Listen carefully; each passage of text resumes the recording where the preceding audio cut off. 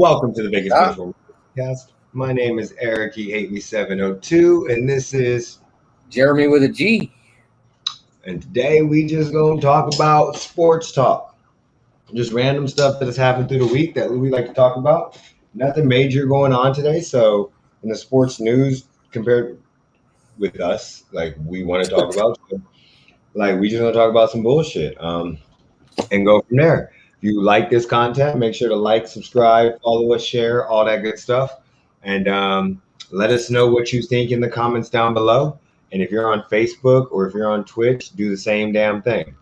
Follow, all that good stuff.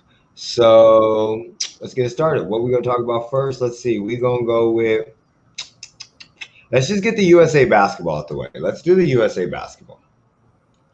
Let's talk about that because we were talking about this off. And go ahead, and you're not a huge basketball fan, but as you being a casual, go ahead and talk about your thought process of what it was with like the USA basketball, like with them losing 0-2. Well, I mean, I just see the news talking about it, all the like the ESPN and everything. Them losing the first two, what do they call them, exhibition games. Yep, their exhibition. And then I guess they won the one today. Okay. I think it was today. Yeah, let me see. Hold on. I think it was Argentina. I just had it up. Yeah, they played. Well, of course, they're going to end up winning more of them. Yeah, they played Argentina. Yep, and they destroyed them. That's the headline that I saw. 108-80. Well, yeah. But I don't know. I called you and I was talking to you about it because I'm not a big basketball fan. I don't watch a whole lot. I see the headlines and stuff. And if I see a headline for NBA, the first person I call is Eric. That's true. That is true. It's because I want to know exactly what they're talking about. Like I get the gist of what they're talking about, but you don't know like how deep it means or so. Like just like I told you when you first called me, I'm like, it's not that big a deal. Like it's exhibition games. When you look at their team, let me show you exactly to make sure. So recap. So you have no, you guys, why do y'all do this? Why don't y'all just give me the box score? See, I had this up, but for some odd reason, there's a lot of things. I went and what was it? I closed a lot of these things. So you got Damian Lillard, of course you know who he is. You have Kevin Durant, you have Kevin Love, you have Bradley Beal. So let me give you teams. I'm sorry. So alphabetical order, you got like what they have. Bam Adebayo, he was the center for the Miami Heat that played in the finals last year. Bradley Beal plays for the Washington Wizards. Devin Booker plays for the Phoenix Suns that is in the finals right now, so he's not there.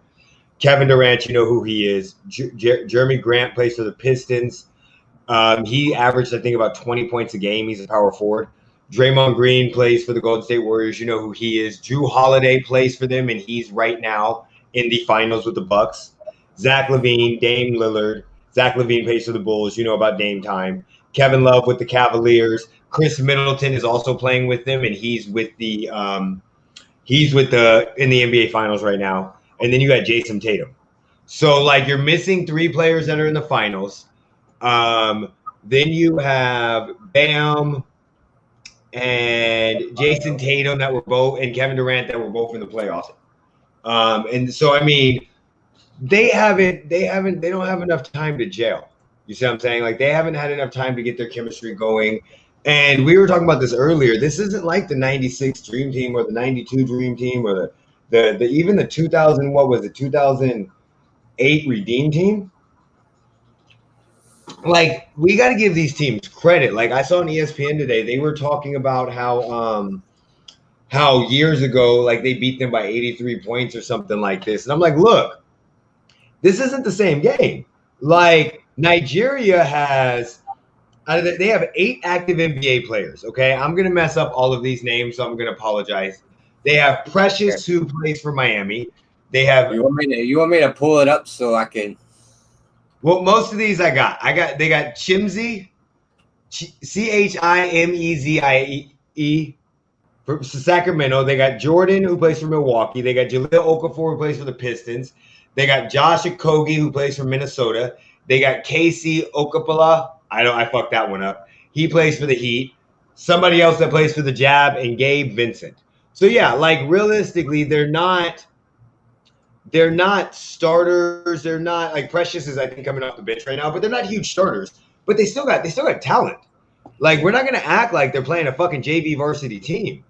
And then with Australia, they got Joe Ingles, who plays for the Utah Jazz, Aaron Baines, can't think of who he plays for right now, Dante Exuma, Matthew Dellavedova, who plays for the Cavs, and Josh Green. I want to say he plays for – I'm just going to shut up on that one. Off the top of my head, I can't think of it. So I'm not – off the top of my head, I can't think of it. I'm not going to go ahead and make myself look stupid like always. So that's the Dallas. There it is. Dallas. Okay.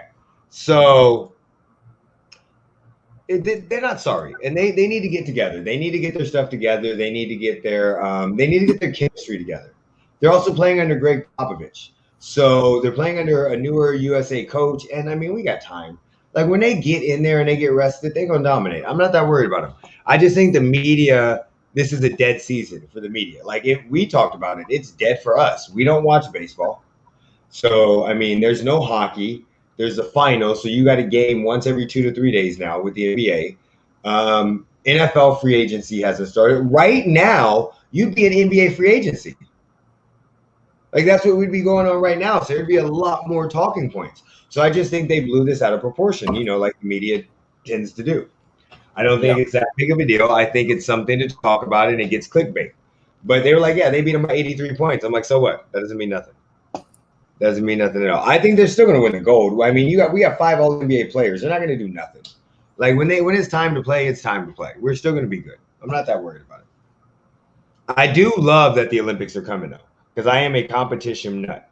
So I really do love the Olympics. Yeah, I like the fact the Olympics are here because it gives us more to talk about. It does. It does. Even though, like, I'm not saying they should or shouldn't have them. But I'm just happy. I'm going to enjoy what's going on at that point in time, because I really do like the Olympics. Big fan of the Olympics. Even though we don't know a lot about track and field. No, see, that's the thing about the Olympics. Other than, like, what we did in high school and middle school. But I don't need to know about it to watch it, because I'm going to root for USA regardless. So I don't have to watch. Like, I remember when Michael Phelps was swimming. And they had that relay race with Ryan Lockett, and they barely touched. I was literally jumping up and down in my bed. Like, I know nothing about swimming, but had so much fun watching that it's just I don't even care. I'm gonna root for USA, and I'm gonna go all in on it, and I'm just gonna pull for it. I'm trying to just retweet the last of these tweets I'm getting caught up on. Okay, so do you want? Let's pull up let's talk about the Let's talk about the Lamar Jackson video. I wish Vince was on here to talk about this, but he's not. So, because he made a very good point on it. And have you still seen it yet? No, I'm pulling it up now. Okay, so I'm pulling it up too. I got it up. Oh, mute that shit. Let's go down. Let's go back to StreamYard. Share my screen. Oh boy, you about to get us. No, it's not on a huge network. It's on a tweet. So that's the video. Here's the video. So Lamar's, of course, in the red.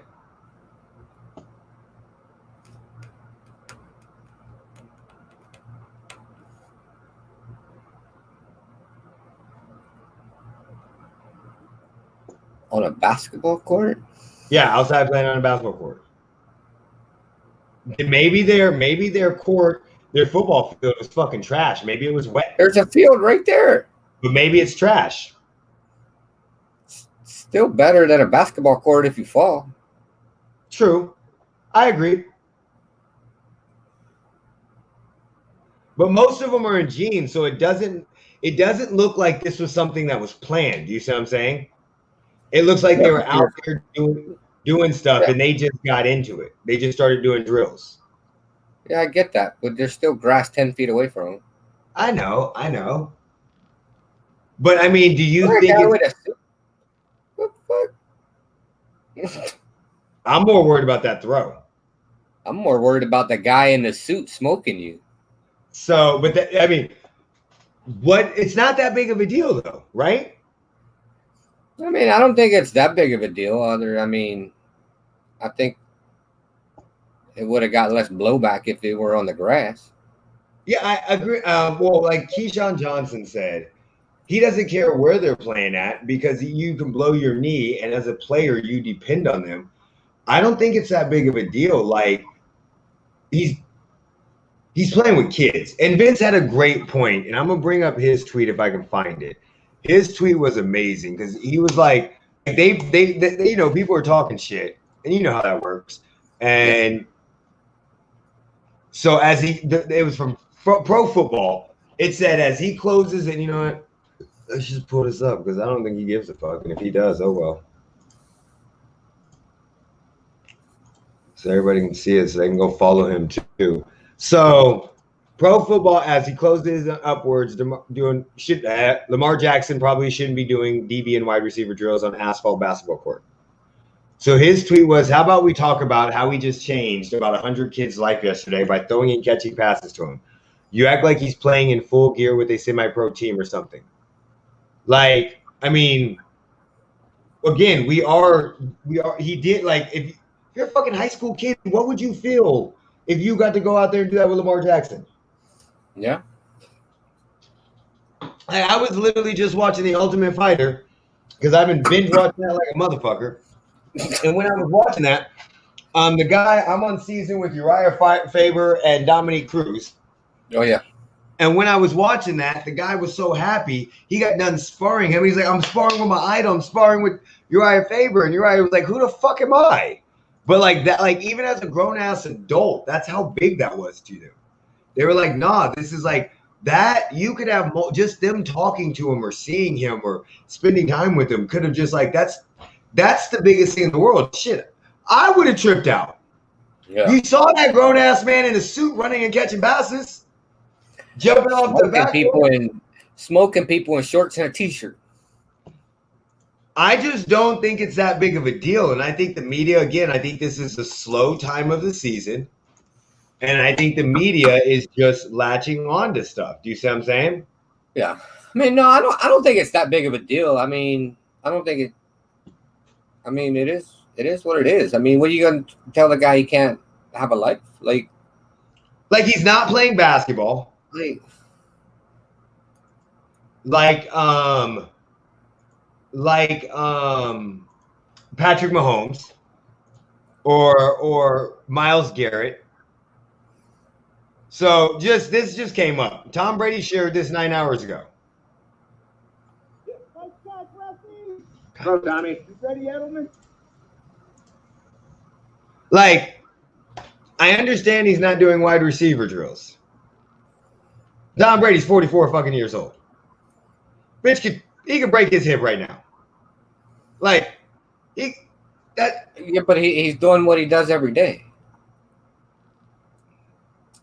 Lamar Jackson's not a wide receiver or DB. So, do you think that's the issue then? I think if I had to critique one thing, that'd probably be it. It's Lamar Jackson's a quarterback. Like Tom Brady's just standing there doing what he does to practice or warm up or. So if he wouldn't have been doing DB or wide receiver drills, you don't think the media would have talked about it? I don't think they would have made a big deal out of it. Well, I don't know if they would have made a big deal about it or not. No, that's a good take. You're 100% right. Like I agree with you. I mean, it's the media. They blow everything out of proportion.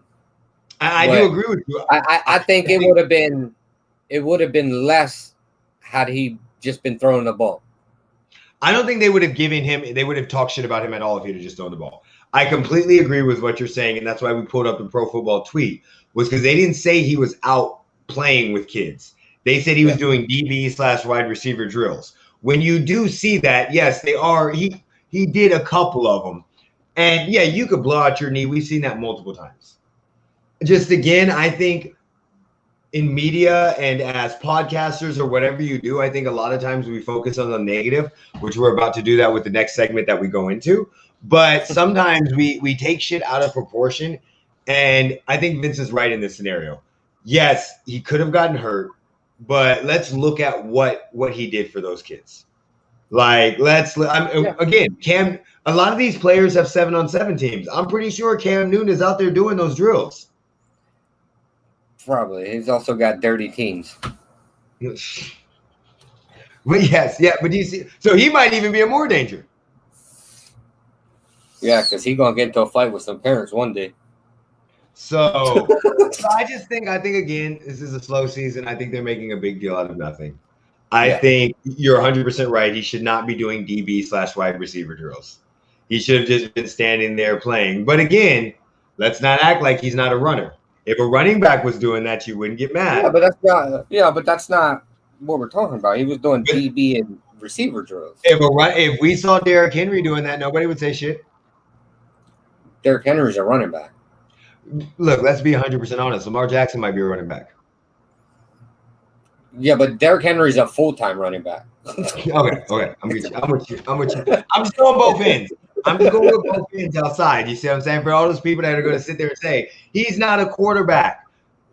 I get it. So if you think he's a quarterback, or if you think we were wrong, or if you think he shouldn't have been doing this, or the media was blowing shit out of proportions, go ahead and put it in the comments what you think. I don't care what he's doing. Like, whatever. Like, live your life. Like, who am I to tell somebody? Some organization's paying. It's like me telling you, hey, your company's paying you $45 an hour. Why are you talking to me on the phone for 2 hours? You should be working. Yeah, true. Like, who gives a shit?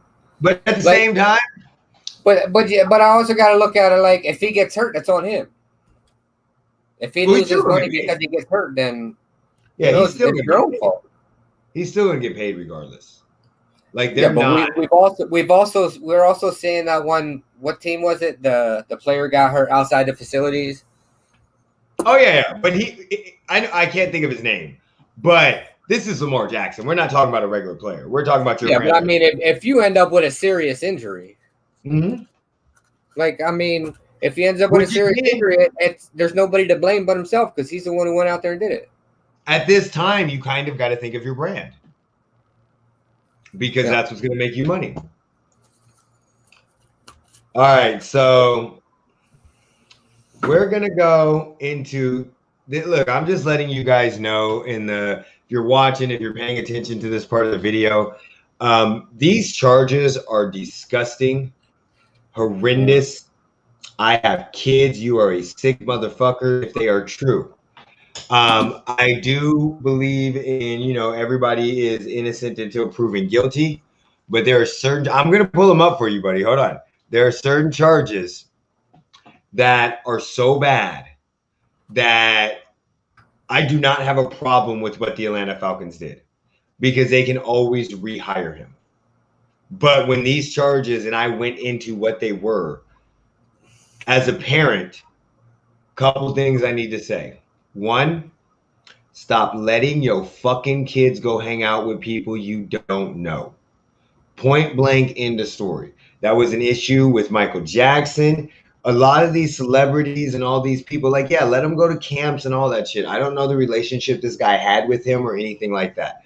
But if my daughter or my son came to me and said, hey, I'm going to go spend the night over Conor McGregor's house or so-and-so's house, and they're friends with their daughter, yeah, that's cool. But if they're like, hey, we're going to go take them to Conor McGregor is going to take my son to a dinner, and then he's going to take him back to the hotel and take him to an amusement park, bitch, I'm coming with you. Like, I just don't trust a lot of these people. And that's because we put them up on pedestals, but they're just fucked up people like us. They have the same issues that we have. And in this scenario, it's just so bad. Have you pulled up the charges yet? Indecency with a child.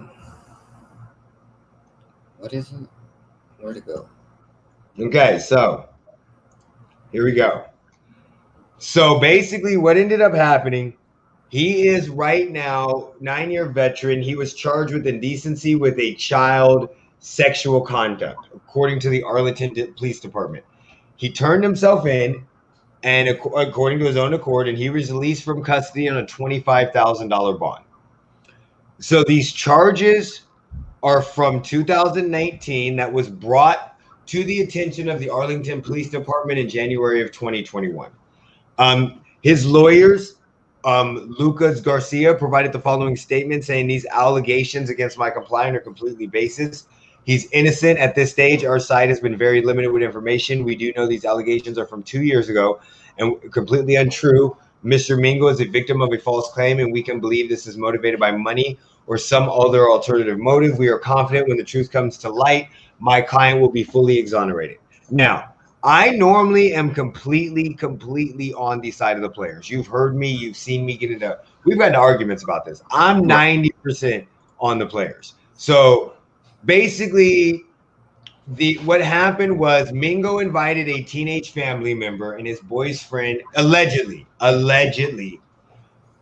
also a teenager, to spend a day with him. He took the boys to Six Flags, K1 Speed, a Dallas go-kart area complex. They had dinner at a popular restaurant, a popular steakhouse. Mingo paid for everything, including a season pass to K1. He also treated them to a shopping spree, paying for items they chose at Nike.com. The relative's friend chose a variety of T-shirts, shoes, and shorts. The gear was shipped to the boy's address of his friend's, Mingo's family member. So I guess one of these kids. What I do know about it is the police department did subpoena or whatever you call it, the records from Nike. Yeah, they didn't actually know that he bought all these clothes. They found it out. Yeah, so they what the kid is saying lines up with what they're finding. Yeah, exactly. As far as like the trip to the amusement park and the K1 season passes. The problem that they have, from what I understand, is this has become a common practice with grooming. A very common practice in grooming minors to do what you want as a grown-ass adult, where you buy them things and show them a life that they can't have, and they think it's all fun and games, which, I mean, this is how this has happened for years. So back to the story, which I'm not trying to like show it because I don't want to get killed. Sorry, I didn't mean to cut you off. No, you're good. You're good. So the boy returned to the local hotel where Mingo was staying. This is where I think I have a problem. Why is your kid staying with the pro football player? But according to the documents, the boy fell asleep at approximately 3 a.m. and he woke up and noticed Mingo in the bed with him. He thought it was odd because the plan was for the two boys to sleep in a room separate from Mingo. But he thought little of it and went back to sleep. According to the document, the victim was then woken by Mingo pulling at his underwear. This occurred for a few minutes until the suspect got more aggressive and pulled the victim's underwear down to his shins. The victim advised that when this was occurring, he was scared and pretended to be asleep. Mingo then put lotion on the victim's skin, and it slightly burned, and rubbed his penis up and down and in between the victim's butt crack. The Arlington Police Department, the detective was notified in January 21. As part of the investigation in February, the police applied for a search warrant to obtain the Nike sales records from July 4th of 2019.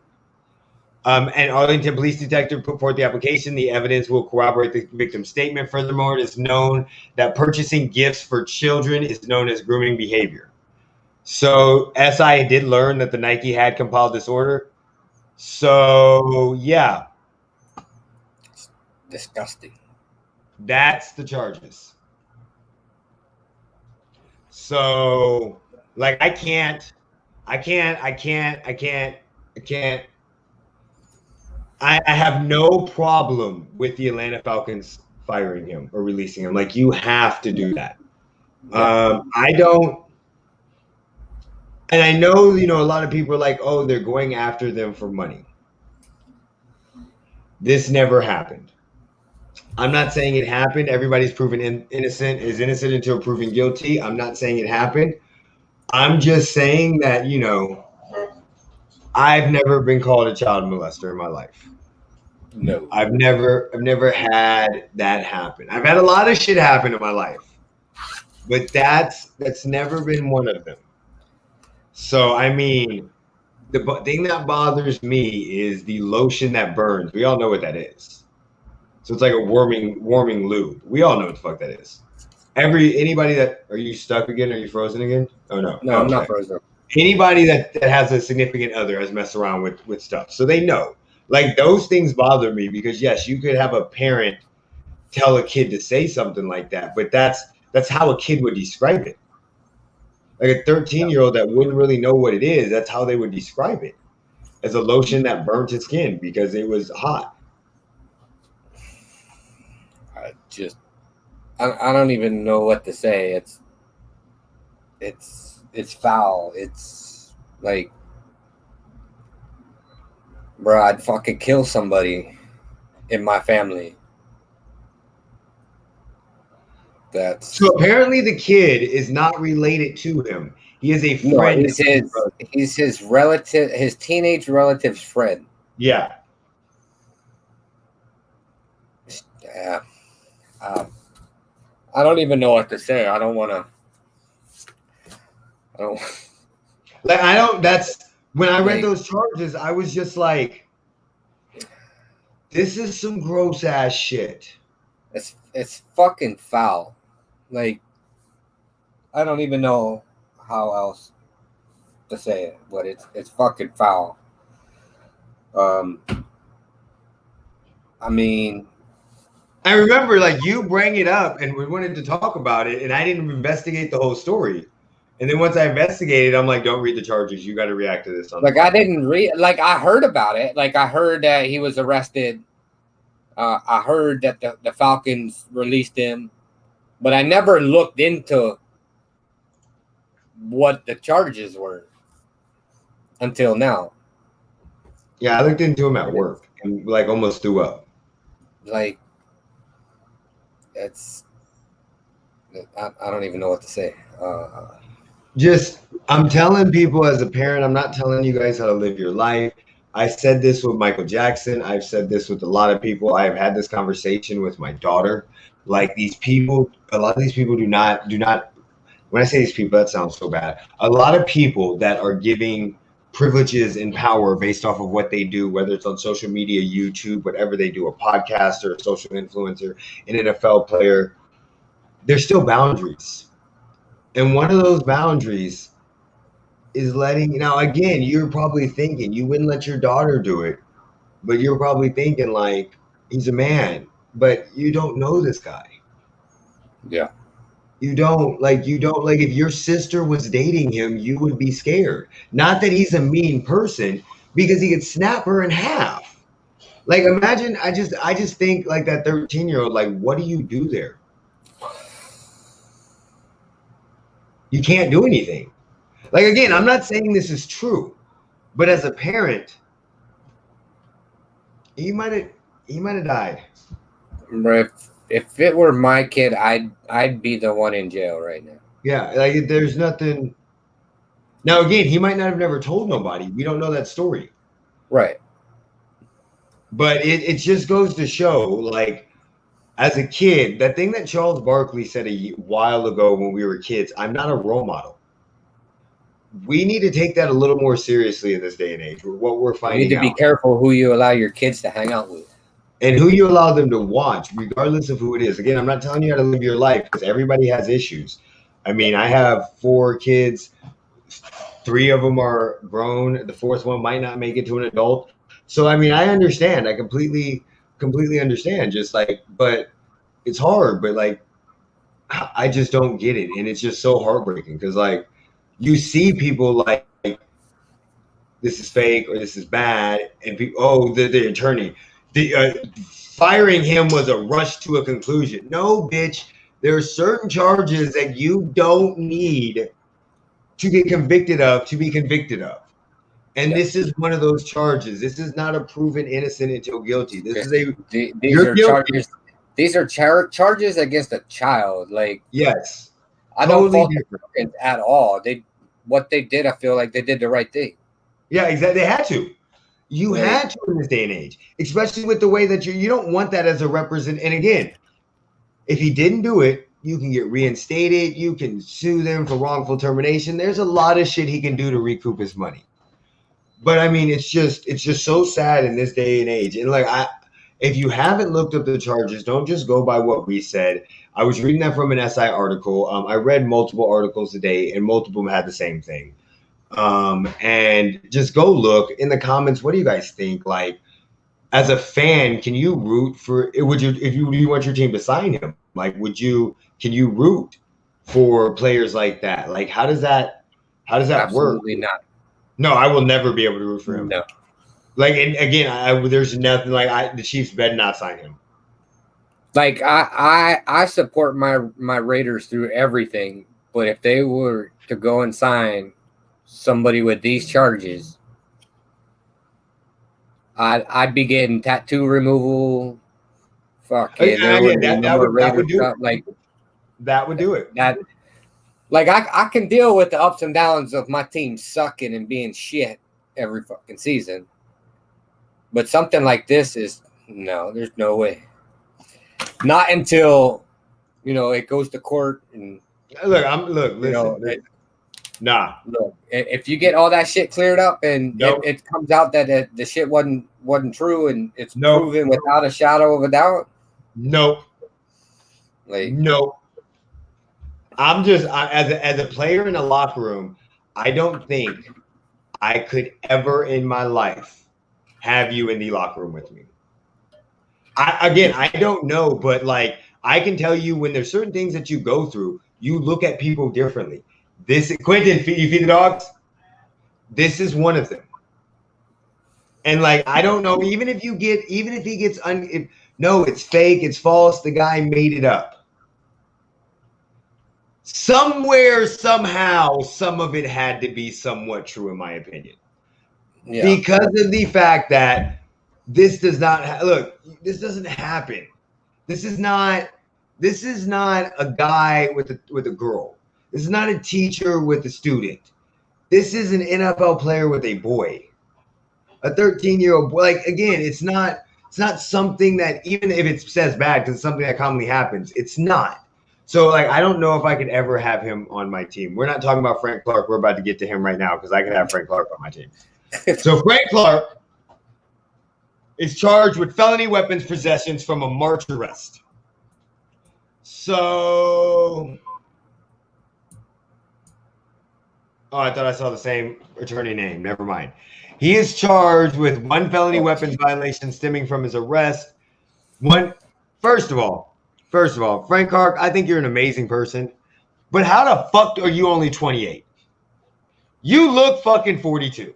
He looks old. He looks a lot older than 28. I didn't think he was 28.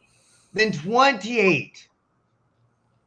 Like, that's a lot older. Okay, so he's got one felony count with an assault weapon. This is not the Uzi. It is the Uzi. No. It is. Hold on. No, he's got two. I don't think this is the Uzi. It's the Uzi.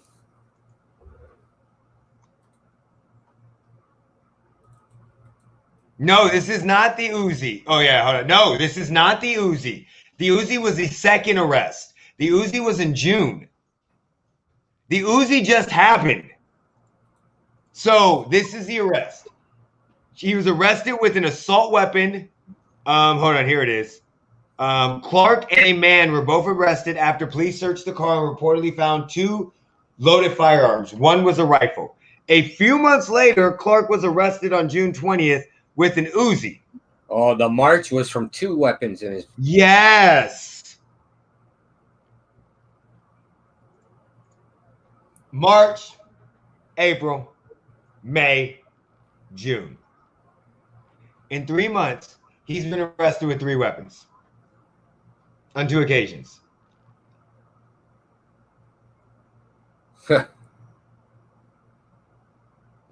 So he's facing 3 years for this charge, and the other one is still under investigation.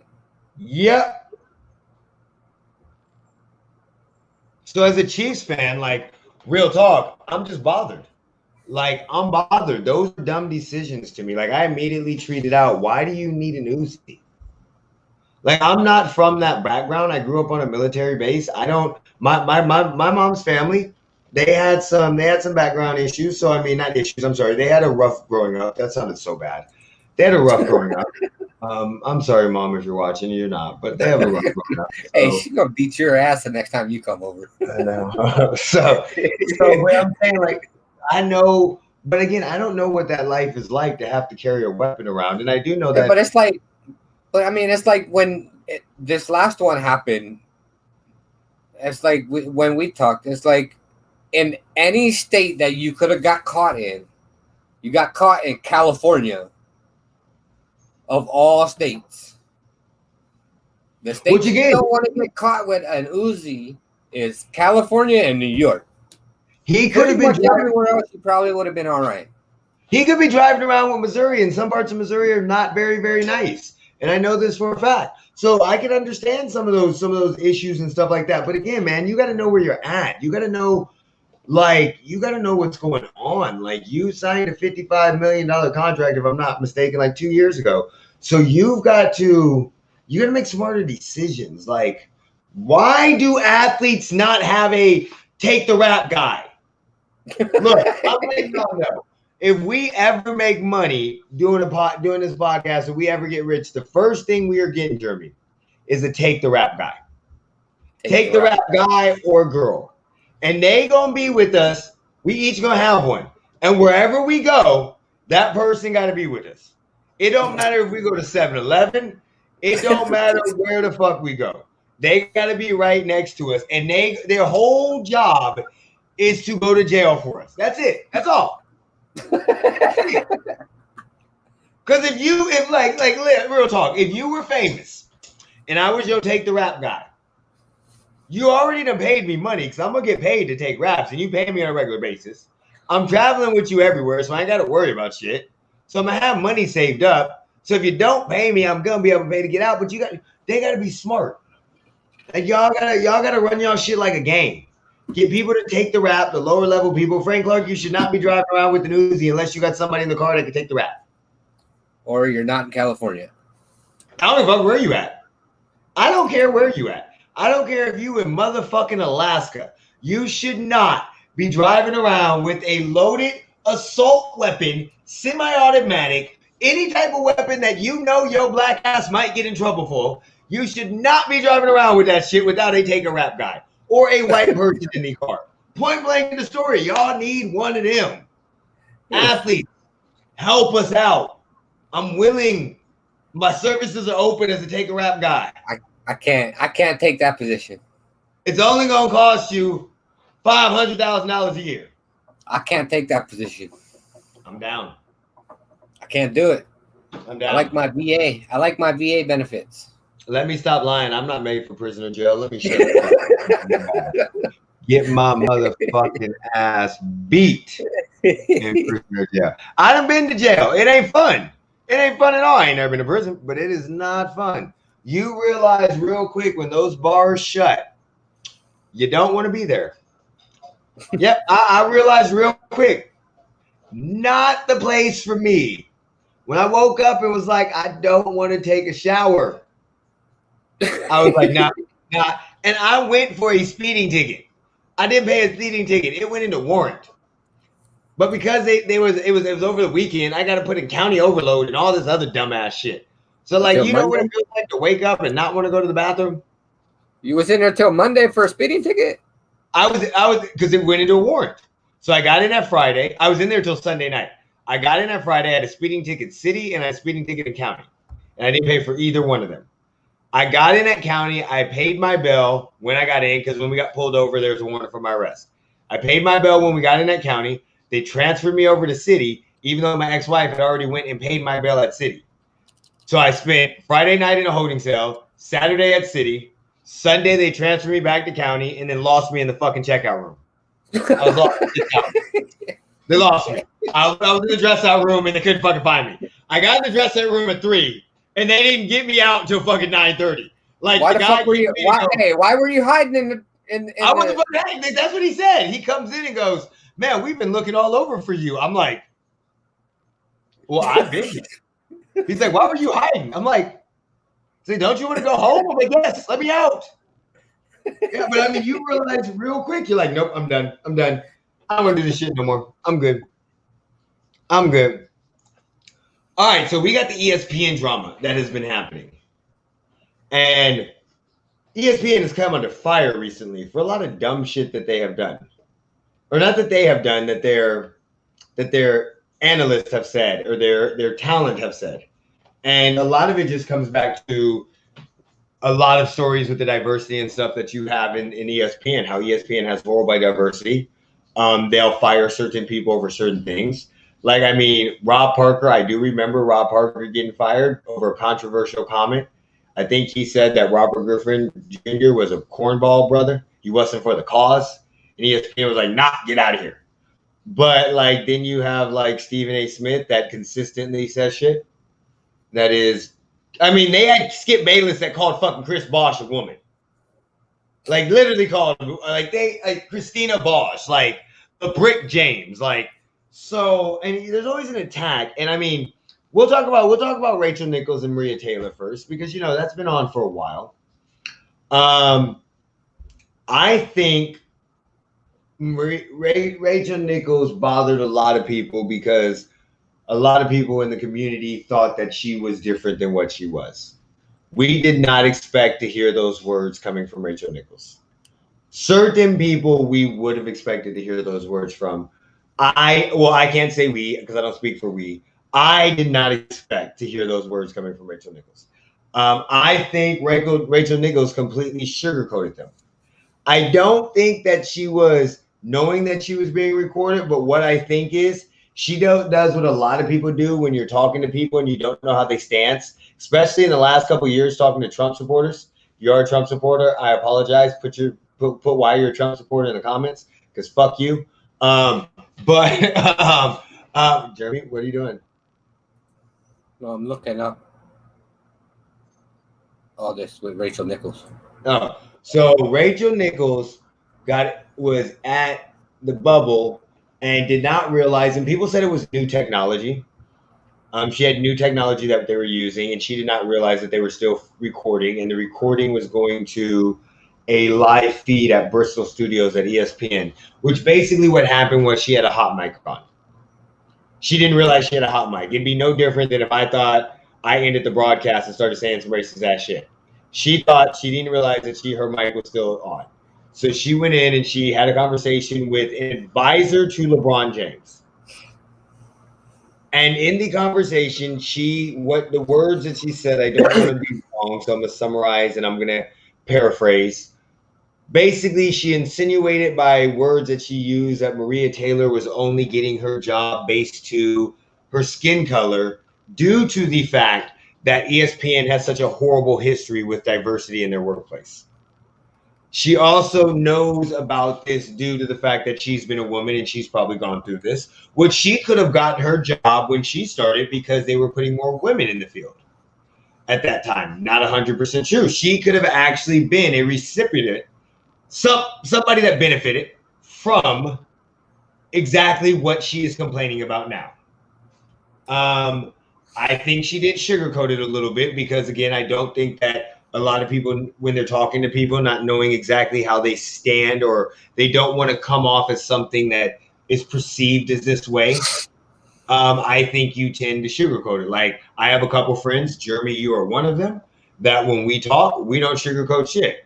I have other friends that when we talk about certain topics, I completely sugarcoat shit. I'm just like, I don't want to get in this topic with you. So, yeah. So I think she kind of did that. And I think that's what bothered a lot of us. I also think at the same time that another thing that bothered a lot of us was it goes back to if she's saying this now, how many times was that said behind closed doors before now? Like, how many times did she goes, oh, there's just something about that person that she wouldn't be good for this spot? Like, not saying that she is a racist person, but due to the fact that she could be thinking that she's losing her position. and at that, or somebody's coming to take her position from her. I do not think she is a racist person at all. I think she said some very stereotypical things, some judgmental things, and I think a lot of people have racist thoughts and racist fucking words that they say, racist sentences, not meaning that they're 100% KKK racist Klan, I'm going to come get you shit. But at the same time, she's not 100% innocent. But I think a lot of it has to do with ESPN. And that's why I have this titled as ESPN drama. Because I think instead of them coming saying, hey, Maria, we want to replace Rachel, basically ESPN came to Rachel Nichols and said, we want Maria Taylor to do sideline reporting or broadcast for ESPN. And she's like, no, it's in my contract. I just wish they didn't pit them against each other. Do you see what I'm saying? Maybe, hey, can we have Maria Taylor do this for one game? And then we're going to put you back in. We just want to get some fresh faces in and see what happens. I also think this has a lot to do with age. I think here's my thing. Why wouldn't they have them both on the sidelines? It wasn't a sideline reporter. It was a hosting gig. Oh. So, like, Rachel Nichols is the host of the NBA show. Like, she sits up there with everybody else. And then Maria Taylor was the sideline reporter. So they wanted to put Rachel Nichols there, I think, as a sideline reporter, and put Maria Taylor as a host, which they ended up doing this year. And then they replaced Rachel Nichols with Malika Andrews. Yeah. After all the controversy. So the way again, why can't they have two women? They absolutely can. But let's be 100% honest. Those executives aren't doing that. You could have 7 people up on that fucking stage. As many people as you want to talk about that. You're the damn NBA and ESPN. You're the worldwide leader in sports. You do not have to have a 3-man commentary team like you're on fucking WWE. You can have as many people as you want up there. So, I mean, there's a lot of layers to this with me. There's onions. I think a lot of this has to do with she's insecure with her age, and that's the way she was going at it. And that had some insecurity that crept into it too, because she knows that maybe they're doing this because Maria Taylor is an excellent at what she does, and they do need to get more diversity up there. So why not give somebody a chance that knows what the fuck she's doing? I don't know. What do you think? I mean, maybe I don't know. Like you said earlier, what's her name has been a reporter for a while since we were both in high school. Yeah, for a while. So, I mean, maybe, I don't know. Maybe she's upset because of she's getting old and her time has run its course, so to speak. Exactly. Like, you've made so much money doing this for the last 20, 25 years. Like, let somebody else step up and do it. Like, why you got to be in the spotlight? Just fucking, if you don't like it, leave. Go start a podcast like all these people are doing now. Like, yeah. a lot of like athletes are they're leaving the game, retiring from football, basketball, whatever. They're going to start a podcast. Why do you like? If you've got the fan base you think you have, then you should have no problem. But making money other ways. Like, she's not a retired athlete. She doesn't have that to fall back on. She's a sports journalist. Yeah. So, I mean, like, your time is up. I mean, it's been 20, 25, 30 fucking years. Like, yeah, she started in 1996, I think it was. 1990s as a sports journalist. She began covering the Washington Capitals in 95, 96. She joined ESPN in 2004. So, I mean, look, you just step away. Let these other people come up and do what they do. Like, and you had your time to shine. Now it's somebody else's turn. Like, get the fuck over it, Karen. Like, I agree. I agree with you. I just think she chose. I think, again, that had something to do with it. Like, I think in her mind, look, I'm not going to say. Like I think in her, I'll say it. I think in her mind, she knows she's getting old. She's been doing it a long time, and she doesn't want to give up on what she's done for the last 30 fucking years. Yeah, I agree with you, and I think that what she was saying, not saying, I don't think she thinks that Maria Taylor is horrible or bad at her job, but I think with her probably being through getting a job as a woman in the 90s and early 2000s. When ESPN was diversifying that part, she understands exactly what they're doing. And I think because of that, she's a little bit more insecure about that. Yeah, and she's realized that her time is up. Yep, I agree with you. Like it's time to get rid of the old and put in the new. Which again, that happens. I mean, Chris Berman, Tom Jackson, Trey Wingo, all of them. If you watch, it's been happening for the last 5-10 years. It's slowly been happening. It hasn't been anything even fast. Then, like the analysts we were with kids are not analysts. They're nowhere near it. Chris Berman comes on every so often, and some of them, I'm sorry, have passed away. Like, so I've literally been, I don't even watch fucking ESPN much anymore. I've been through 3 to 4 sets of major journalists with ESPN. Yeah. Because now you got Scott Van Pelton, who he's on ESPN, but he's starting to.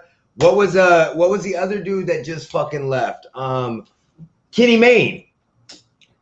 He's gone. Like, you have a lot of people leaving. I just think it's that point in time. Pretty soon, Rachel Nichols will be gone. Scott Van Pelton will be gone, and we'll have a whole new crew of people.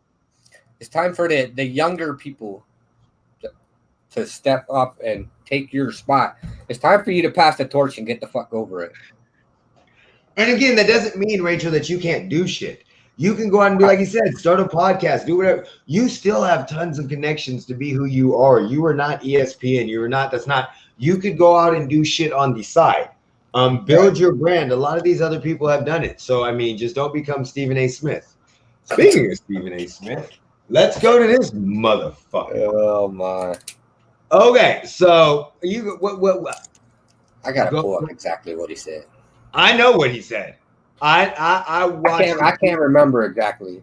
I watched. He thought he was towing the line, and he was trying to be controversial and get some extra publicity and some extra lingo going, and then said he didn't think he would offend the Asian community. But what you said basically was, you can't be a major star in the MLB if you need a translator. Like, paraphrasing, of course. Using big words like Stephen A. Yeah. I don't ever paraphrase. But, like, what's the guy's name? I don't want to mispronounce it. Ohtani? Yeah, there we go, Ohtani. Listen to me. Washington Post and Daily Mail and all of you other people. I'm not going to subscribe to your newsletter so I can read one article. God, I hate that when we try to find information. It's just like Review Journal here in Vegas. Every time you click on one of their articles, they want you to pay 99 cents. I bet you I'm not paying. So this is what he said. But when you talk about an audience gravitating towards a tube or to the ballpark to actually watch you, I don't think it helps that the number one face is a dude that needs an interpreter so you can understand what he's saying in this country.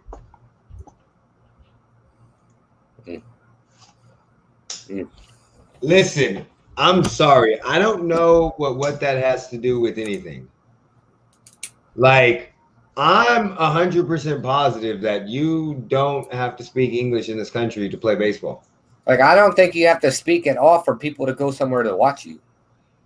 We know this. Do you know why? We know why. I'm just here not to get fined. Right. I'm just here not to get fined. You know why I'm here? Not to get fined.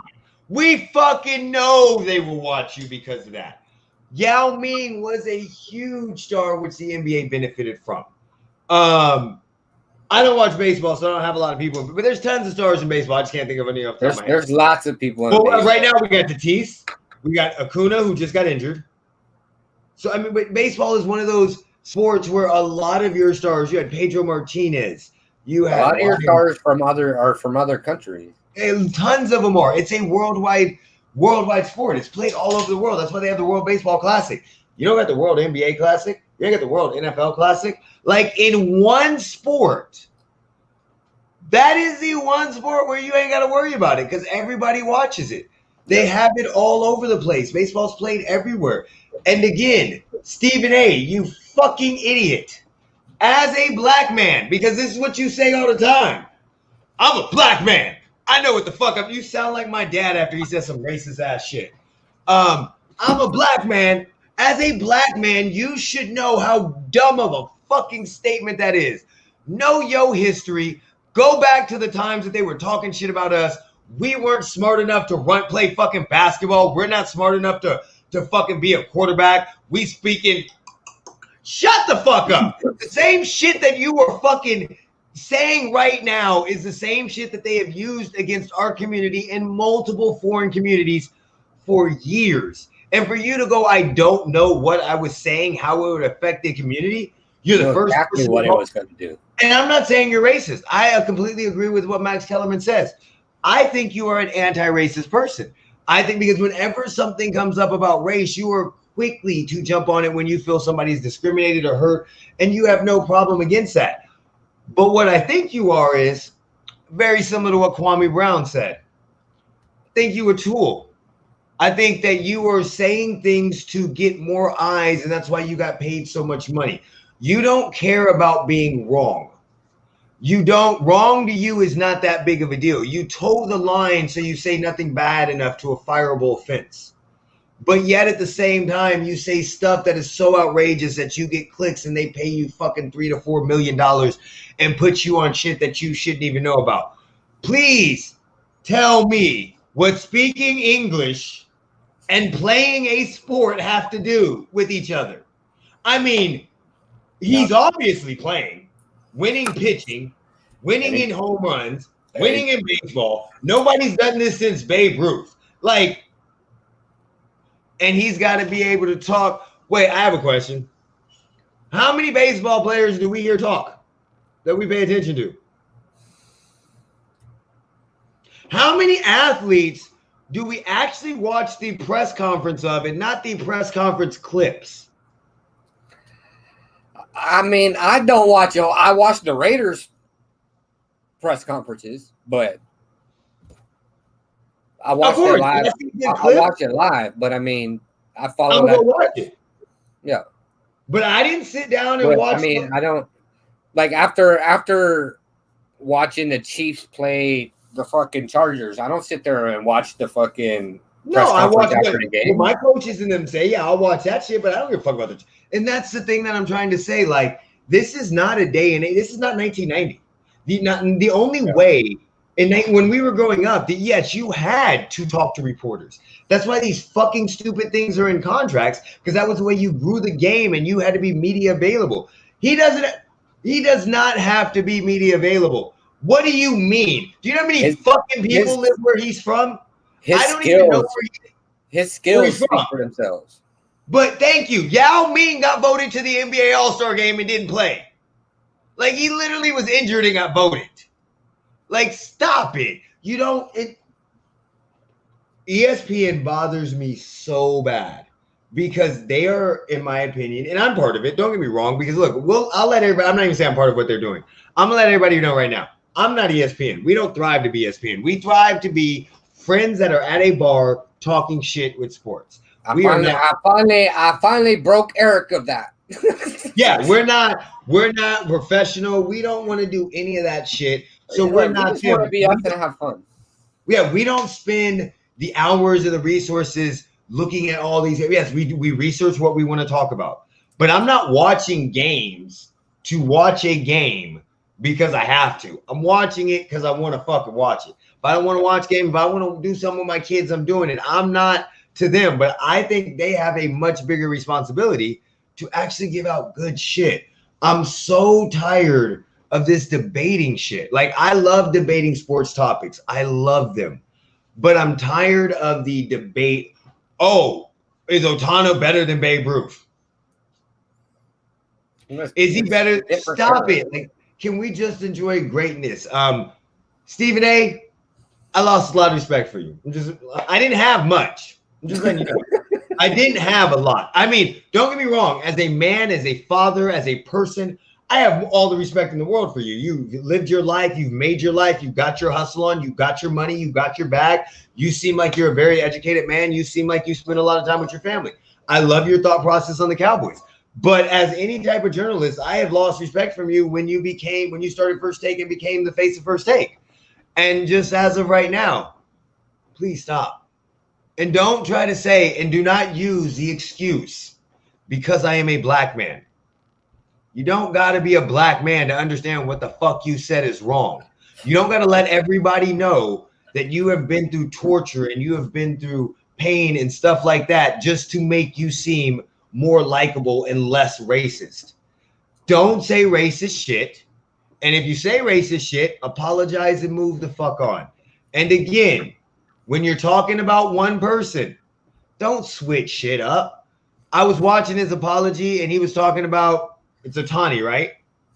And he, look, I'm horrible at saying names, so don't get mad at me. If you want to hear me pronounce any fucking weird ass names, put a name in the comment. I'll pronounce them on the next video. So it's fun. It's a lot of fun. So, but in the middle of that, he said nobody was asking about Nigeria basketball. And he wanted to make a point of how whenever somebody feels offended or hurt, that he shouldn't be doing that. And he feels apologized and he wants to apologize. And he's like, for instance, I feel bad because of what I said about Precious. And he's like, I said y'all got beat by a dude named Precious. And, you know, it might have hurt some. Don't do that. Like, don't. We were talking about one person. One. Leave it to that. You don't have to bring more shit on to let everybody know how good you are. Yes, you said he got beat by a name like Precious. All that said to me is, bitch, do you watch the NBA? Because you're an NBA guru, and that motherfucker's been playing. I mean, 2K got that shit right. So, I mean, like that he can play. He is one of the most grabbed 2K players in a rebuild ever for a little bit of money. So, ESPN, fix your shit, please. Fix it. Please. Don't rush it. Do not, because when you rush, this is what happens. Don't tell people the reason why you're doing this is because of that. Let them know that they're qualified and stuff like that. And again, find other ways. Find them. I know why they didn't suspend Rachel Nichols. I know why they don't suspend Stephen A. Smith ever. Ever. Rachel Nichols didn't get suspended because they would probably sue her because it was a private conversation. I heard the reports that she was worried about that. Stephen A. Smith makes him too much damn money. Because I rarely ever watch ESPN. I do watch some of their YouTube videos. A lot of times I go to the bootleg channels that have their shit because I don't want to watch ESPN. And give them the views a lot of times. But I go to them. But I got drawn into it. And we're spending time talking about ESPN. Last thing I want to talk about is the internet is undefeated. We're going to end on a good note today. The internet is a little undefeated with Rachel. This ain't going to be the last thing because I got a question for you. It's not the last thing. I said the last thing I want to talk about. The Rachel Nichols and Jimmy Butler rumor. Did you hear about that rumor? You told me about it, but you know how quick I am to forget stuff. The rumor is, this is how the rumor goes. Jimmy Butler got a noise complaint when he was in Orlando in the bubble. When the security guards went to check, Jimmy Butler opened the door in full practice gear, sweating profusely, saying he was just doing a full dribbling practice. Well, somehow, I don't know how, but I love Twitter. I love Twitter. And I love you guys so much on Twitter because y'all had me dying of laughter. There was one video clip where Jimmy Butler and Rachel Nichols are talking about an interview, and they give a little look at each other. Let me see if I can pull it up. So fucking bad. They give a little look at each other, and he says, we'll keep it basketball related, right? Here it is. That was easy. Wait. Where's the interview? Here it is.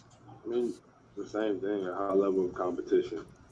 I keep it at that for now. We are gonna definitely have to look. We're gonna have to just delete this afterwards because this is. I mean, the same thing, a high level of competition. So can you hear it? Yeah. The same thing, a high level of competition. I keep it at that for now. You gotta pay. Look. And keep it at basketball. Watch. It'll come back.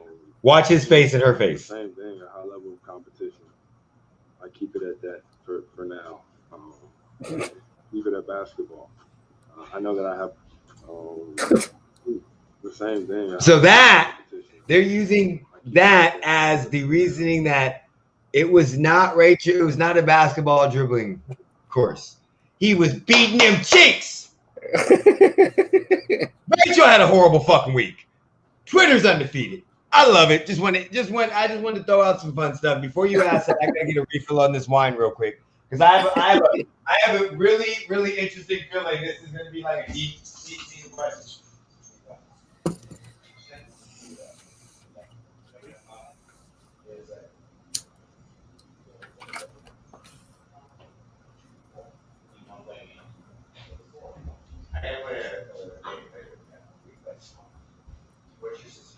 I'm right here.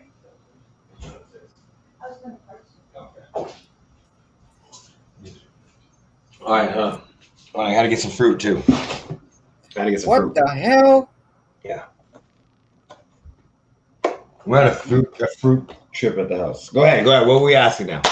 So, what's your thoughts on this? What are your thoughts about Jalen Lewis signing a multi-million-dollar deal with Overtime Elite Professional League at 16? Is it soccer? Basketball. Who the fuck is Jalen Lewis? The 16-year-old that just signed a multi-million-dollar deal with Overtime Elite. He's the youngest person to sign a professional contract. Who is Overtime Elite?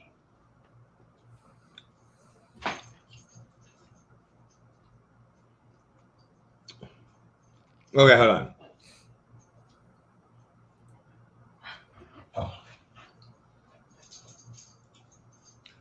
I don't know who Overtime Elite is. It's a basketball league. I ain't never heard of them. I see the tweet. I didn't hear of them either until I saw this headline. Oh. It's international.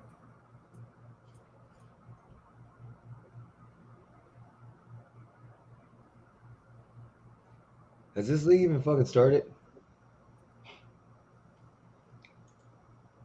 They signed international players, Dominican point guard Gene Montero, French forward Alexander. Well, are they what the fuck are they? Every OTE player will earn a six-figure salary with a guaranteed minimum salary of at least $100,000 per year, plus bonuses and share of equity and overtime. So they're basically competing with the G League. Because they're young kids. Like. Yeah. I got their website right here. Like high school kids. Yeah, but the G League's doing that too with college kids. Yeah, but it's different. They're college kids. They're not. This kid's 16. He's still, what, 2 years from graduating high school? I would have signed LeBron James at $16 to $50 million.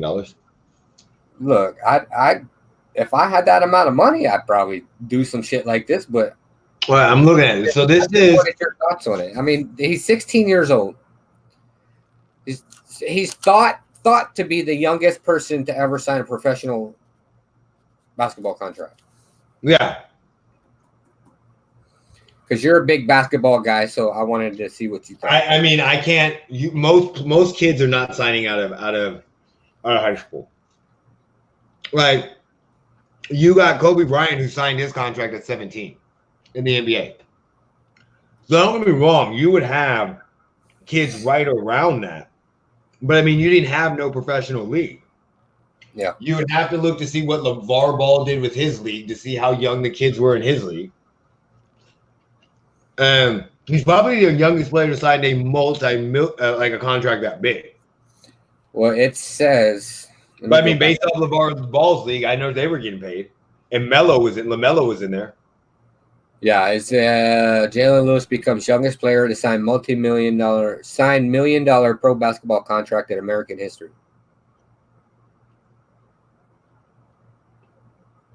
Okay, so listen to this. This is so 4 years ago they set out to build a different kind of sports community and brand to serve the next generation.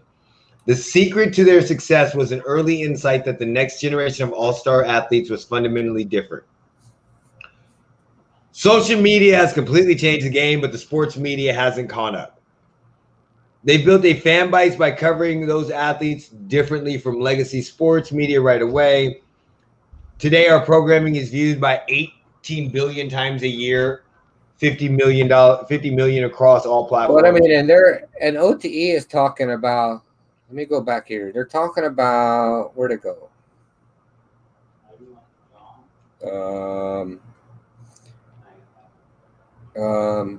In addition, players will participate in revenue from use of their name, image, and likeness, including through sales of custom jerseys, trading cards, video games, and NFTs. So, I mean, I personally... I got it. Yeah, I got what they're doing. Okay. So, at the same time, we noticed that more top players were bucking the system, the traditional path. They were changing schools, playing international, skipping college, and training at home. The traditional path either doesn't work or isn't appealing for these players. So we're charting a new course. Because of the broken system, many are charting a new course. That summer, we began in-depth discussions with top prospects and their parents. We wanted to better understand what was happening and why. Player development, education, and economic empowerment. That's where their story stops. So they have a president, a head of operations, a CEO, which is a co-founder, another president and co-founder. Kevin Ollie used to play in the NBA. He's a coach in player development. They got Jay Williams, who's an NBA analyst, on their board of directors, along with Carmelo Anthony, Shea Dawson, Avery Johnson, an NBA champion and coach of the year. They actually got some good players. So, I mean, if this takes off, should they explore other sports? So I'm not 100% sure this is a full-blown basketball league. This might be a full-blown basketball team. I don't know. Like, I can't find out. It says it's a new sports league that offers the world's most talented young best players a better pathway to becoming professional athletes. Provides comprehensive accelerator for elite players' professional careers. The league offers year-round development program combining world-class coaching, cutting-edge sports science, performance technologies, top-notch facilities, and rigorous, highly personalized academic program that energizes and enhances each athlete's journey from proficiency to pro for the next generation of athlete empowerment. Yeah, but they're paying them at minimum $100,000 a year. But are they paying them out of their pocket, or are they getting sponsorship deals to use for their likeness? Because OTE teams will feature top high school rising juniors, seniors, and postgraduates athletes globally. So every OTE player will earn a six-figure salary. Yeah, I know. With a guaranteed minimum salary of at least $100,000 per year, plus bonuses and shares of equity and overtime. In addition, players will participate in revenue from use of their name, image, and likeness, including through sales and custom jerseys. League. It's a fucking league as much as 7-on-7 is like 7-on-7. It's more of a team. Like even right, that's why sevens aren't paid $100,000 a year. No, but I'm saying they're using high school kids and postgraduate athletes. So they're trying to get some kids they're trying to get them before they go to college and before they go to the G League. So from what I can tell. I could be wrong, but first thought process. So the teams will feature top high school rising juniors, seniors, and postgraduates. They will compete both within the league and in external competitions against domestic and international teams. The league will feature 24 to 30 players, all living and learning and training in Atlanta. There are 15 fucking players on a team in the NBA. On a high school basketball team, there are 12. You play 8 to 10. How many fucking teams do you have? What are you playing? 5-on-5 with 7-player teams?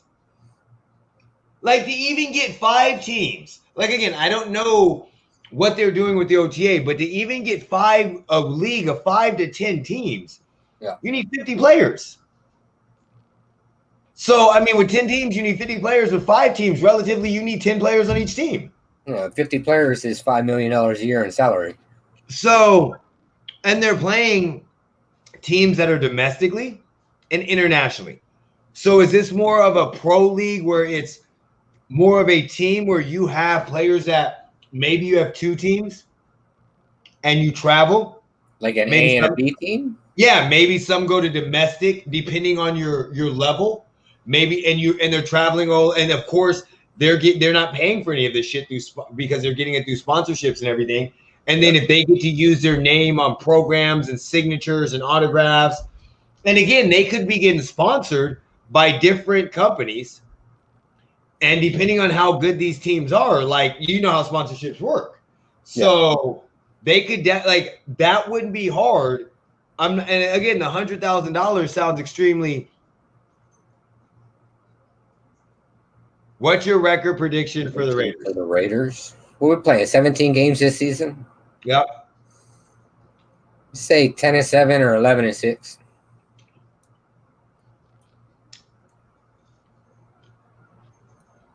That's my prediction. Well, they can't go fucking 8-8. You can't go 8-8. You're 17 fucking games. God damn it! So it's either you're giving them a winning record or you're giving them a losing record. 9-8, 8-9. Like, don't get me wrong. I could see. I think they'll have a winning record this season. I could definitely see. Yeah, they were second in the division this year. They were second in the division this year. Well, yeah, so, the Raiders aren't catching the Chiefs this season. If the Chiefs play like they did last season, we don't have the players to get to that. Secondly, the Broncos still don't know what the fuck they're doing at quarterback. They got a new quarterback in Teddy Bridgewater, so they have a lot more. Working pieces to go along. Still don't know if they're starting Drew Lock, and we don't know if they're going to try to trade for Aaron Rodgers. The Chargers, yes, the Chargers will be a lot better than they were last year, but I'm not 100% sold on Justin Herbert as of right now. I think he's very, very good, but we see a lot of people hit a sophomore slump. My Chiefs will win the division. I think they have it second. I definitely could see the Raiders making the playoffs this year. I definitely could, just to see what goes on. But I just give him shit. I can't say the Raiders are going to have a winning record, so fuck them. They'll go 8-9. The Raiders are going to have a winning record. It's just, is it going to be 9-8, 10-6, or 11? The Raiders are going to have a winning record in the first half of the season. Hey, shut the fuck up. hey, we're going to have, in the first half of the season, we're going to be fucking, what, 7-3, and I'm going to be like, season's over.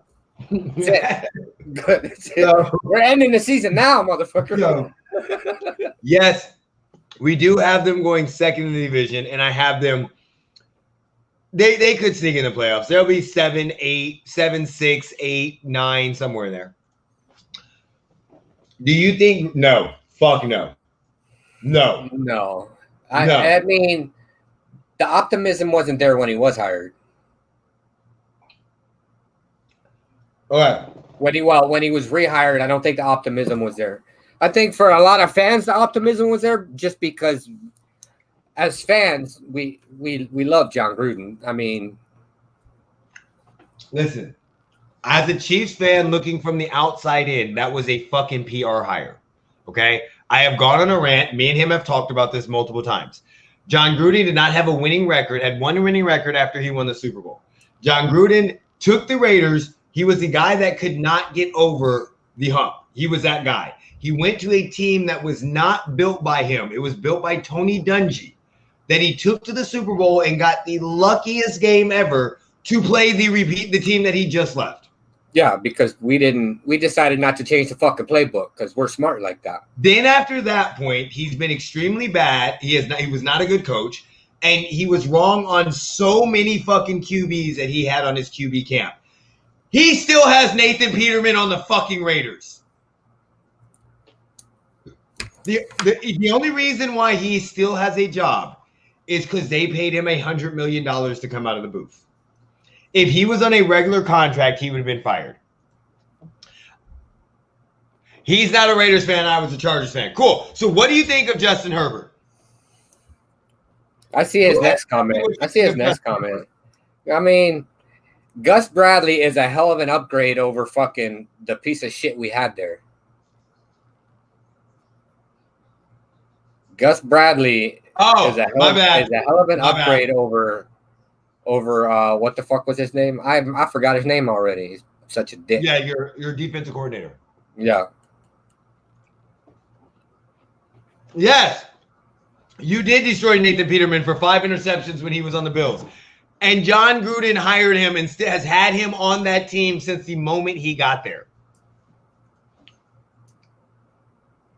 I think the staff change is good for you guys. I just think that he's not sneaking up on nobody. I think a lot of it last year, he played extremely well.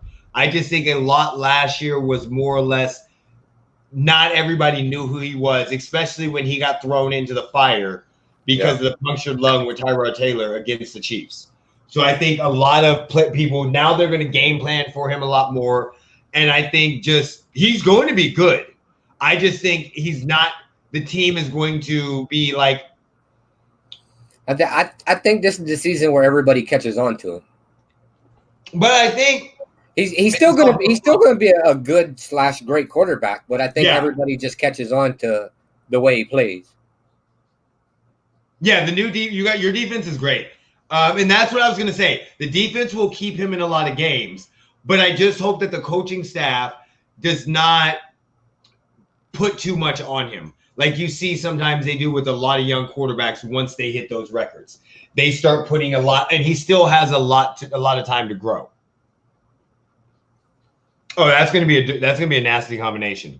Hopefully, being healthy. We've already seen what you got to keep him healthy. But again, you guys like. But I don't think you're going to see as many injuries this season like we did last year, because this season you got training camps, you got mini camps and OTAs, and you have all the regular normal shit that you have in a regular season. I think we've seen so many injuries last year because of COVID and, no training camps. And no preseason. There was nothing. So I think we'll see less injuries this season. It's just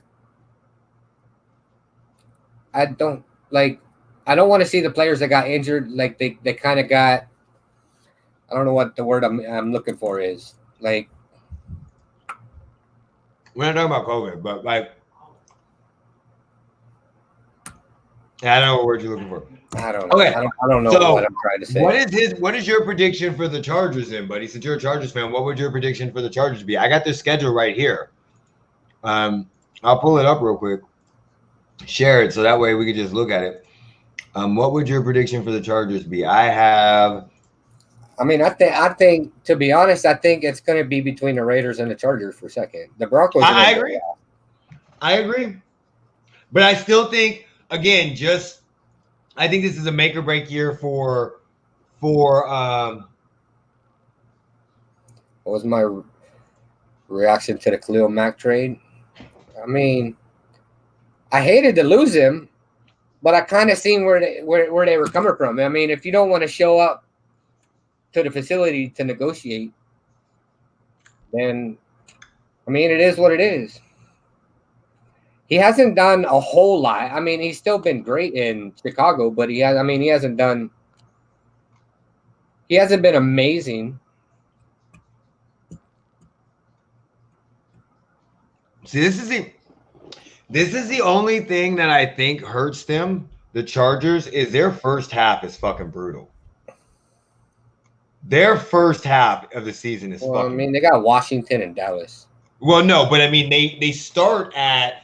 We don't know what the Rams are going to be. We don't know what the Rams are. But that's preseason. Oh shit! What good thing you said that. So, there it is, regular season. They got Washington and Dallas the first 2 weeks.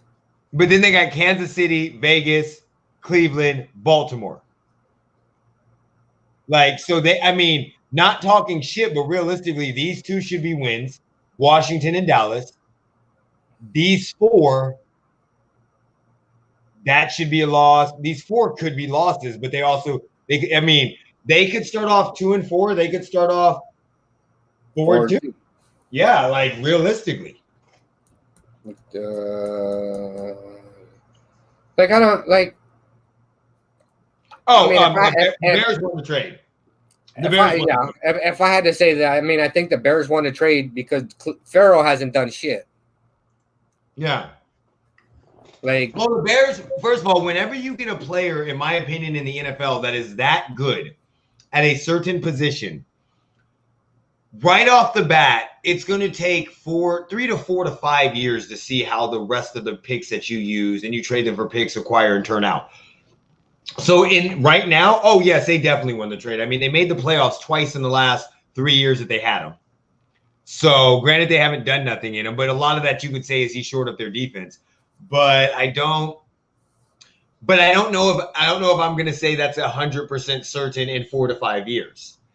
Because if you pay your defense, man, I agree, Cleveland Farrell's got to go off. Like, I mean, if it were me, if he don't do shit this season, then it's time to kick him to the fucking curb and just fucking cut the losses. You know what I mean? Like, well, this is a make or break season. I'm excited to see Ngakoue and fucking Crosby on the field at the same time. This is year 4 for him, though, right? This is make or break, right? I think so. Yeah. But I'm excited to see Ngakoue and Crosby on the field. Look, I would be sad if you lost to Dallas too, but I wouldn't be surprised. I wouldn't be surprised because you got Prescott coming back with a chip on his shoulder. The whole Dallas team has a chip on their shoulder. So I could see Dallas going off for the first couple games and then sucking again. Yeah, Crosby is listen, Derek Carr is underrated. Crosby is highly underrated. Derek Carr is tremendously underrated. Tremendously. I do not think he gets enough credit for the shit that he's had to go through since he's been a Raider. Yeah, I'm just soaking this in because I don't hear this very often from Eric. No, but we talk about this shit all the time, though. But we have conversations, but I don't hear this publicly from Eric a lot. No, fuck no, because I'm a diehard Chiefs fan, so it makes hard for me to say that. But a lot of the shit was just my hatred for the Chiefs. So and I don't think Derek Carr will be there in a year. So it's so in a year or two, I think he's not going to be there. So he might be a backup for the Kansas City Chiefs. Who knows? Or he either becomes a backup for the Raiders or retires. No, Dallas's wide receivers are not scary. I need people to stop saying that. They're not fucking scary. Amari Cooper has too many drops. Amari Cooper quits on games. Amari Cooper gives up on games. But I was full of shit when I kept saying it. Gallup is very, very good. Very, very good. And I think CeeDee Lamb is a speedster. But I still need to see a lot more for them. I've seen receiving cores, and to give you as a Chiefs fan, Matt Moore showed up and we went toe-to-toe with Aaron Rodgers. We went toe-to-toe with Aaron Rodgers. So as a Chiefs fan, when you have a great receiving core, they do very, very well to help out non-average quarterbacks. It was completely opposite. When they had their other quarterbacks, it didn't look like they had a great receiving core. It looked like they had an average-ass receiving core. And yes, Amari is suspect as shit. You are 100% right. Everybody told me I was full of shit whenever I said I didn't give a fuck that he was traded. At the same time, you hate any fucking player that leaves the Raiders. I hated him while he was on the fucking Raiders. What are you talking about? Matter. You're as soon as they leave the Raiders, your opinion of a ex-Raider player is automatically shit unless he was a great. No, at one point, I was all about Amari Cooper.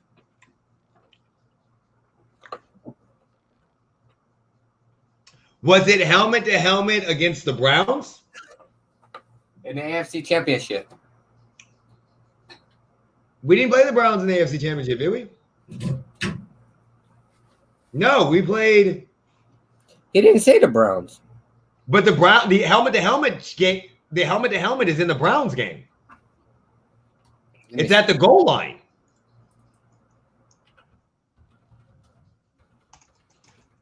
I know exactly what helmet to helmet he's talking about. It's where Daniel Sorensen runs into, it's against the Browns. Yeah, Daniel Sorensen runs into, I want to say, Higgins on the sideline, and as he's going around.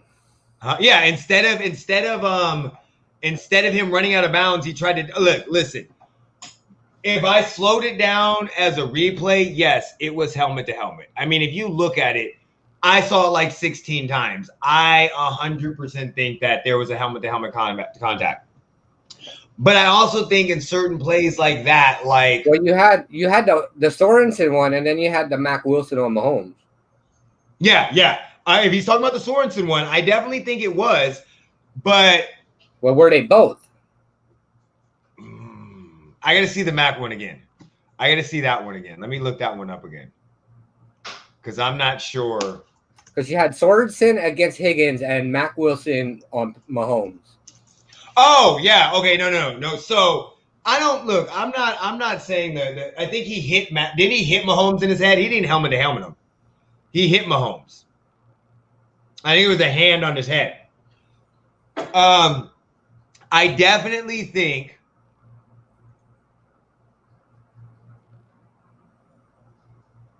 Yeah, no, okay, so I definitely think it was helmet to helmet, but I don't think you called that play there.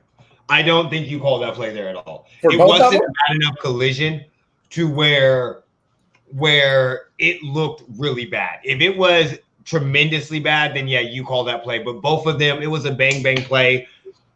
I'm not mad if they called it, but if they called it, I wouldn't have bitched. And 100%, when Mahomes went out against the Browns, I was not that worried. I was more worried. I've been worried multiple times when Mahomes has gone out. I was worried when Mahomes went out against the when he got hurt against Denver. I was tremendously worried. I literally was at a bar and wanted to go home and lay in bed and just curl up in the fetal position and go to sleep. There was the game against Jacksonville, his first game that he ever played, when he went down with the knee injury. I thought, against the Browns, no, I was not shook because we just won the Super Bowl. So, I waited my whole entire life to see the Super Bowl. I was good in that moment. Everything from that moment on was cake. I don't know what it's like to be a dynasty. I don't know what those expectations are. I've been a Chiefs fan my whole life, a Royals fan, and a Sixers fan most of my life. So I have no clue what it's like to be a dynasty or understand what that is. I will tell you, during that fourth down, the thing I was the most scared about was I didn't want to lose to the Browns. Not that I would have been fine losing the AFC Championship, but I didn't want to lose to the Browns because they're the fucking Browns. I don't care how good they are now. They're still the Browns. They need to be good for a couple years before I give them their props. That's just what I'm going to say. That's what I'm going to say about that. Oh, by the way, 410 East Coast. I am actually going to the Chargers versus Arrowhead game in KC this year. I have not been to an LA stadium, but I went multiple times to the Chargers Stadium. I had a friend that had season tickets to Charger Stadium, and I've been to that stadium multiple times, and I will definitely say that your fans are way better than Raiders fans. Besides this fan's amazing. Look, you was about to get cussed the fuck out. This is the greatest Raiders fan ever. But being in both stadiums that I have been in, Chargers fans are amazing. I sat on the Chargers home field. I do not turn down my fandom, so I was all over the place.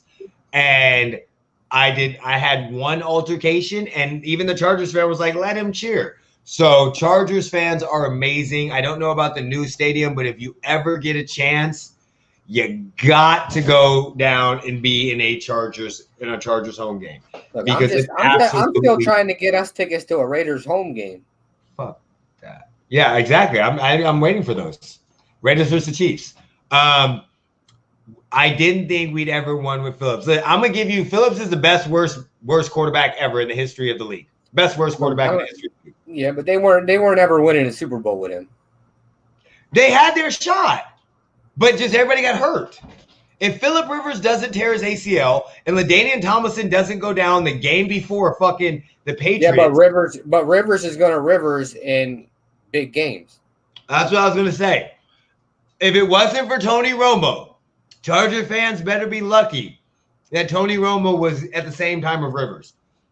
Because Rivers would have literally became the Tony Romo meme.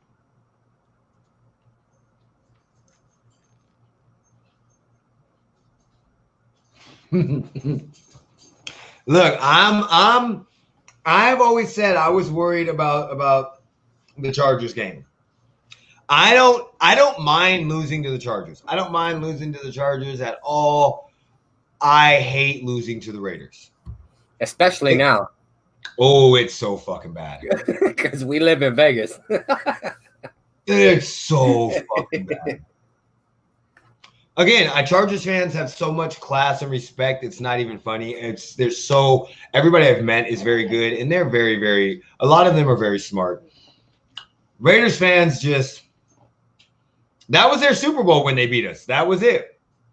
That was it. I mean, I wish that Greg Williams didn't want to get fired when he played you guys, but because of that, it still didn't matter. We still beat you. I don't care, but at least I had something else to come back with. Like, you're right. You beat us, but you lost the fucking Jets. Who gives a fuck? Yeah. Raiders fan. There. That is true. That is very, very true. Hey, I'll take a win however you give it to me. He sure will, because he was happy with the Jets win. But in all honesty, all you got to do is schedule your games at the end of the season against the Raiders, and then you got a chance. In the second half of the season, that's all you got to do. Or schedule them the week after they play the Chiefs, and then you got a really good chance. Because then wasn't the week after y'all beat us, y'all lost to fucking Falcons? That next week? I don't remember. Yeah. I can't remember. Look, you asking me to remember fucking. You don't even remember what you did yesterday. I got you. Right. All right. Well, Chargers fan, 410 East Coast, thank you very much for joining. Is there anything else you want to talk? We actually went longer because you were commenting. Otherwise, we would have probably went off about 20, 30 minutes ago. So we appreciate you. Please make sure you subscribe. If you want to follow us on social media, we're at Vegas LV Benchwarmers. That's my dog. She's playing with my daughter, and they're playing toys, and you can hear something barking and growling in the background. She's not attacking anything. No, we appreciate all the comments we get, especially appreciate all of them. Follow us, and again, if you subscribe to us or you follow us on Twitter, we are welcome to have anybody on that wants to talk sports. So if everybody that subscribes to us on YouTube, if they have a channel, we subscribe back. And again, if you get us on Twitter, we'll follow back. And if you ever want to jump on and just talk during the NFL season, we're going to try to get people from multiple teams on every week to just talk about football and have different views. So all we got to do is get a Broncos fan, and now we can have an entire AFC West show. That's true. So definitely, I hope everybody has a wonderful week. We'll be back next Tuesday. By the way, keep an eye out for this because I am setting up something. I'm working on something. It's a little some that Jeremy don't know about yet, but he about to find out just like everybody else. It better be free fucking tickets. I got free tickets to a Chiefs and Chargers game. I ain't have to where's mine at? Speaking of that, Alyssa goes, you did get tickets to a Chiefs game. You could take whoever you want. And I'm like, oh, so Jeremy can go? And she just looked at me and I was like, I'm just joking, man. You take me, I'm showing up in all Raiders gear. So, what was it? Gamers, we have a Twitch channel. We don't game as much. I'm a huge gamer. I am putting together a sports podcast, sports video gaming podcast, where we are going to talk. We're going to have some small YouTubers, some small Twitch streamers, and we're just going to talk shit about sports. It's video games, the good, the bad, the ugly, what we would do to fix them, and who's better at them. And just to let you know, it's not me. It's everybody else that I'm playing with. It won't be me because I won't be on there. You might be. I have an Xbox that I haven't turned on for 3 years. No, I know. But again, if we do it, you got to be on just to add your little. Maybe I'll. I haven't put it together. I told the people that I just started thinking about the idea. Told everybody that, fortunately, because of the time, our name on everything should be Vegas Benchwarmers. Yeah, but we can't put that on Twitter. But I don't know what Twitch is. He's asking about Twitch. Oh, Vegas Benchwarmers. Here, I got it right here. Because I know. Oh yeah, Twitter is LV Benchwarmers. That's right. Yeah, Twitter's LV Benchwarmers. Everything else is Vegas Benchwarmers. Instagram, Facebook. How am I offline? Twitch. When we're live on Twitch. It said I wasn't live on Twitch. I was like, bitch, yes, we are. There's our Twitch right there. Vegas Benchwarmers right there. So I'll actually be on tonight. There's me getting my ass whooped. I didn't change the title. I got beat so bad in this game. I think it was 45-7. I'll be on later. One day I might end up on there. Yeah. And that guy that was there, he is going to be on there. He's going to be on there. So I'll actually be on Twitch tonight doing a live stream of an online league game later on tonight of Madden. I'll be getting my ass whipped. I'm actually the football team against the Cowboys. So, and again, you follow us, hit us up, leave us a message, comment if you want to get in and ever want to be on the show just to talk sports. You're more than welcome to. We'll send you the link, very easy. But with that, Jeremy, do you have anything else to say? Oh, and 410 East Coast, we really appreciate you, buddy. This was so much fun. Thank you so much for spending really time with us. Appreciate all the questions too. They're great. They were awesome. Wish you could get. Yeah, this was awesome. Jeremy, do you have anything to say? No, I'm good. I think. Well, take us out. Put me in, coach. We are out. And